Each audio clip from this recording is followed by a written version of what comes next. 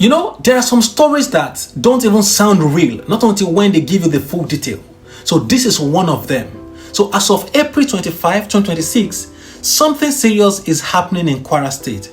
Traditional rulers, kings, people who are supposed to feel the safest in their own communities are now running away from their own palaces.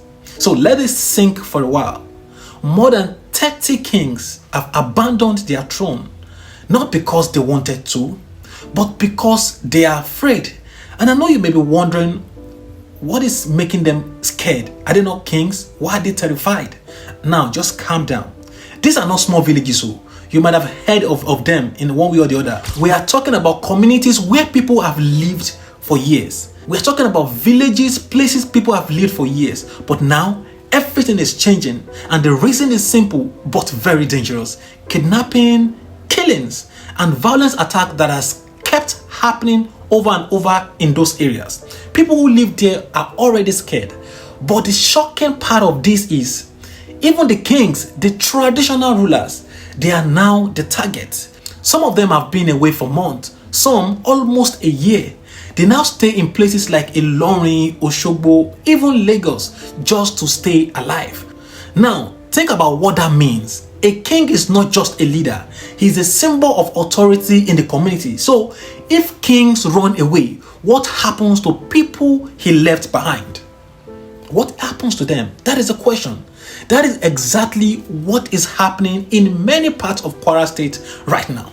There is no strong leadership on ground, no one to coordinate, no one to guide the people, and just fear and uncertainty is all over the area. According to some of the information we heard that many kings have been kidnapped and they demand for ransom to release them. They go as high as demanding for 400 million before kings are being released. And this is making a lot of people scared. A lot of kings, they are being scared.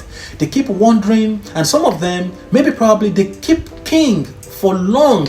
They keep them as long as 1 month before they are eventually released. It is becoming a source of concern because if kings are now the target, now what is the guarantee for people who live in those communities? Because I know many of you might be feeling like, are they scared? Are they not kings? This, that. But the honest truth is, if your community doesn't feel safe, even as a king, I think it is not bad to abscond.